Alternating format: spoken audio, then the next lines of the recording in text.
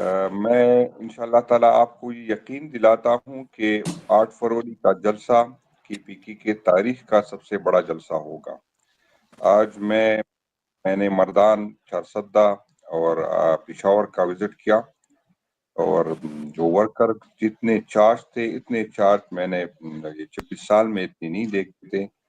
تو یہ جو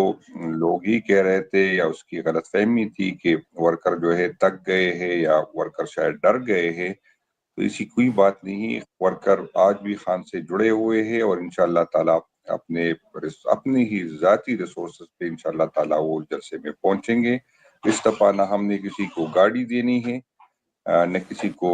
سپورٹ دینی ہے۔ انشاءاللہ اپنی مدد آپ کے تحت جو انشاءاللہ تعالیٰ یہ دیکھیں گے، وہی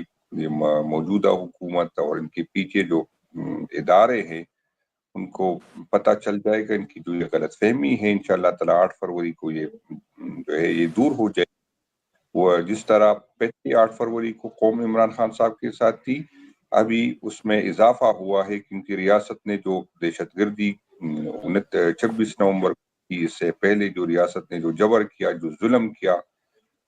جو آئین کو پامال کیا، قانون کو بوٹوں تلے رون ڈالا، تو اس سے لوگوں میں عمران خان سے محبت بھی بڑھ گئی اور حکومت وقت اور ان کے پیچھے جو ادارے ہیں ان سے وہ لوگوں کے فاصلے بھی بڑھے ہیں۔ انشاءاللہ تعالیٰ میں ابھی سے آپ کو مبارکباد دوں گا، کیونکہ میں فیلڈ میں ہوں، میں نے مختلف ڈسٹرکٹ وزٹ کیے، تو جو رسپانس مجھے اللہ تعالیٰ اس سے مجھے لگ رہا ہے کہ انشاءاللہ یہ تاریخی جلسہ ہوگا۔ اور جنید بھائی ایک سوال اور بہت ہے کہ خان صاحب کے آنے میں یہ کیا رکاوٹ رہ گئی ہے؟ اتنا لگ رہا ہے کہ بہت جلد آنے والے ہیں، کیونکہ ڈیلے بھی بہت آفر ہو گئی ہے، نتیا گلی، بنی گالا، 3 دن خاموش رہ جاؤ، 4 دن خاموش رہ جاؤ، تو یہ کیا رہ گیا ہے اب خان صاحب کے؟ کافی لوگ بہت اس پہ کیوریس ہیں کہ کب خان صاحب کی واپسی ہوگی جیل سے۔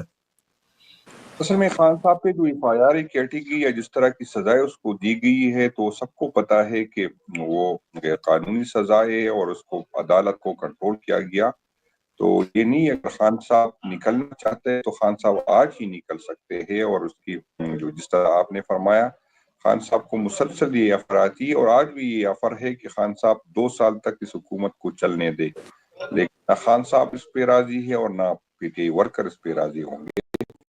تو اسی کوئی بات نہیں ہے، لیکن جو میں اداروں کو بار بار یہ سمجھانے کی کوشش کر رہا ہوں کہ یہ ادارے ہمارے اپنے ہیں اور ہم اداروں سے بات کرنے کو تیار ہے،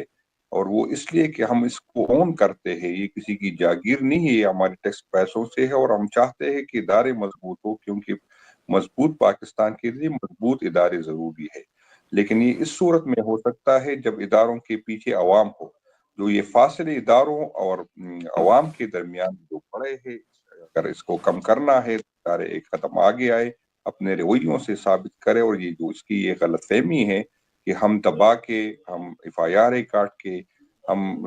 لوگوں کی گھر کی چادر دیواری کا تقدس پامال کر کے جو ہے لوگوں کے دلوں سے میں خوف ڈال کے اپنی جو ہے رٹ قائم کریں گے، تو میرا خیال ہے یہ اس کی غلط فہمی ہے۔ بالکل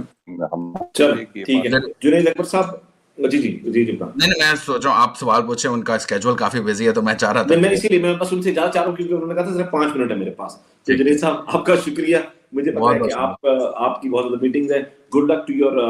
8 فروری کو۔ آپ کو دیکھ کر بہت اچھا لگ رہا ہے، ایک بہت زبردست لگ رہا ہے کہ آپ بڑے فرنٹ فٹ پہ آ کر کھیل رہے ہیں، اور آپ نے جس طرح کہا تھا کہ عمران خان کو پتا ہے کہ کون سا کھلاڑی میدان میں کس وقت اتارنا ہے، تو عمران خان کو پتا تھا کہ یہ وہ وقت ہے کہ اب جنید اکبر کو میدان میں اتارنا۔ جنید اکبر صاحب، ہم تمام کی تمام تر دعائیں اور نیک خواہشات آپ کے ساتھ ہیں۔ آپ کا بہت شکریہ، thank you so much. G